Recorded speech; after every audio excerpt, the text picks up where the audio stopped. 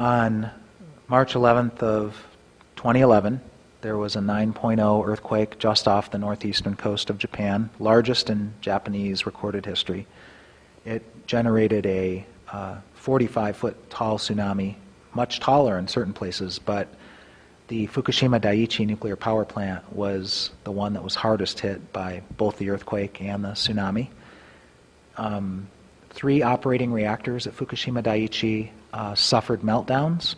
There's growing evidence that Unit 1 may have begun to melt down just from the earthquake because there were high radiation readings on site before the tsunami hit, about an hour after the earthquake. And there are workers who are now testifying that they saw pipes come off the walls, pipes break in Unit 1. Unit 1 was the first to melt down, followed by Units 2 and 3. The meltdowns led to massive hydrogen explosions. Unit 3 was the worst, if folks have seen those images, a very tall mushroom-shaped cloud that rubbleized the reactor building at Unit 3. Unit 1 was the first hydrogen explosion that demolished that building as well. Unit 2, to this day, looks largely intact from the outside, the reactor building, but it actually suffered perhaps the worst damage to its primary radiological containment structure because its hydrogen explosion took place internally, not in the external reactor building. And then, ironically enough, Unit 4, which was not even operating and had been defueled, also exploded. And the lead theory now from the nuclear establishment is that hydrogen gas from Unit 3 flowed through common venting and piping systems over to Unit 4, and it blew it up. So there have been massive radioactivity releases from Fukushima Daiichi, and that's been due to the damage to the containment structures around Units 1, 2, and 3 reactor cores. That's allowed radioactive particles and gases and volatile products to escape in the smoke, to blow on the wind vast distances.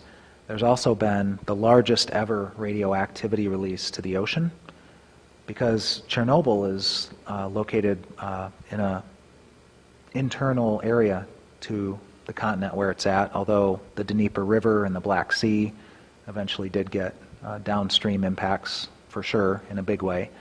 But this was direct radioactivity releases into the Pacific Ocean at a massive level, second only to Chernobyl, and as the releases continue at Fukushima Daiichi, it may catch up yet.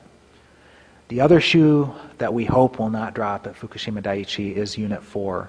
I mentioned that the reactor had been defueled. That means the fuel from the core was put in the pool, the high-level radioactive waste storage pool. 135 tons. The entire building is listing, including the pool, which has steel jacks under the floor of the pool to try to prevent that floor from falling out. If that cooling water is lost because the pool floor falls out, the building collapses due to another big earthquake, then within a matter of hours at most, that fuel will be on fire. And as much as 100% of the radioactive cesium-137 could then escape into the environment. The pools are not located in any radiological containment structure whatsoever. The reactor buildings had been a flimsy containment of sorts for the pools, but they're destroyed now. So these pools are open air. Any discharges would be directly to the environment. There is 8 times the cesium-137 in the Unit 4 pool at Fukushima Daiichi than escaped from Chernobyl.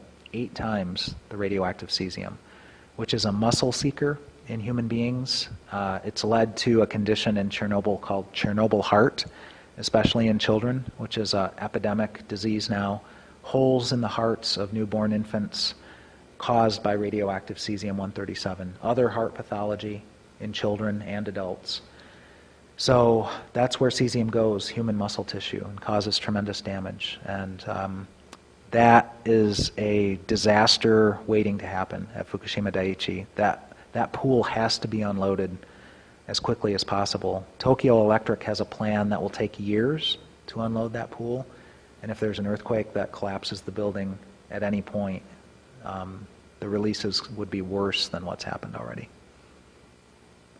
There were lots of warnings raised over the decades at Fukushima Daiichi. There's a tsunami expert in Japan who for many years, if not decades, had warned about the potential for tsunamis in that region. He was the original researcher to document a tsunami that was dated 869 AD, so nearly 1,200 years ago. The tsunami reached 2.5 miles inland in Japan and was very tall and hit that very area where Fukushima Daiichi was built. In fact, another nuclear power plant, and again, we were lucky that units 4, 5, and 6 at Fukushima Daiichi were not operating, or this disaster would have been twice as bad as it has been. But just down the coast, 7 miles, is Fukushima Daini, another 4 reactors, which were operating on March 11th, 2011. Their emergency diesel generators were destroyed by the tsunami as well, and the primary electrical grid was largely, almost entirely destroyed except for 1 power line. I believe 4 power lines were lost and 1 survived the earthquake. And if that 1 power line had also snapped, then Daini would have gone up in flames as well, just like Daiichi, and this disaster would again have been more than twice as bad. So this tsunami expert long warned about the risks of tsunami and was ignored, just as were other critical voices, the anti-nuclear movement. I visited Fukushima Daiichi 7 months before the catastrophe and met the anti-nuclear movement there, the grassroots activists, local elected officials who had long been warning about earthquake risks, tsunami risks, just accident risks. Tokyo Electric was infamous for its cover-ups of safety violations. The book about the company that's best known is called Empire of Darkness. So in 2002, Tokyo Electric was busted for major safety violations that they had covered up for many years. So those warnings went unheeded.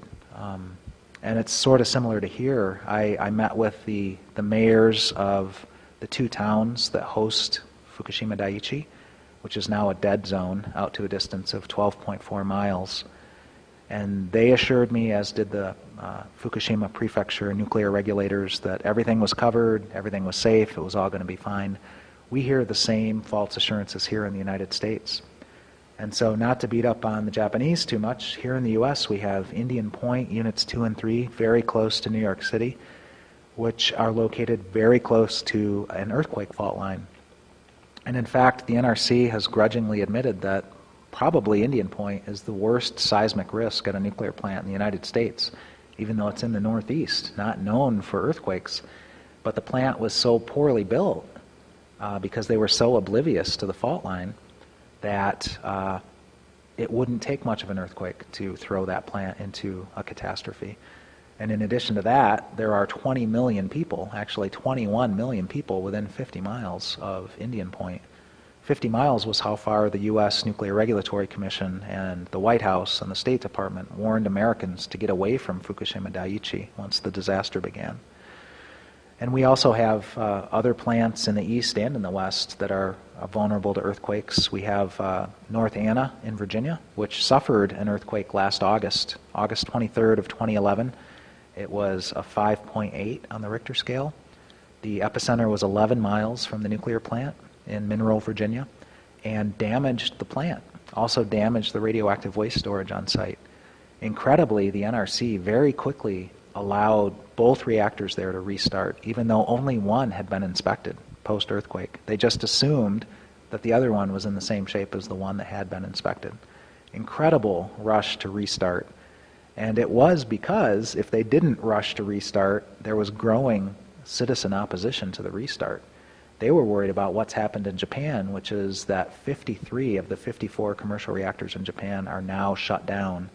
And in a few days, the 54th and final one will shut down because they need local approval to restart after refueling, after maintenance, after the earthquake. A lot were shut down for safety checks, and the locals will not let them restart after what happened at Fukushima Daiichi. And so we have these vulnerable plants in the east which weren't built strong enough to survive earthquakes. That's the question. In fact, at North Anna, Virginia, they concealed the fact that there were earthquake fault lines immediately on the site. And this should have been a crime. The companies involved and even federal officials involved in the cover-up should have gone to jail for this, but the charges were dropped. The Justice Department didn't press charges. Out west, we have nuclear plants in California that are vulnerable to earthquakes and tsunamis.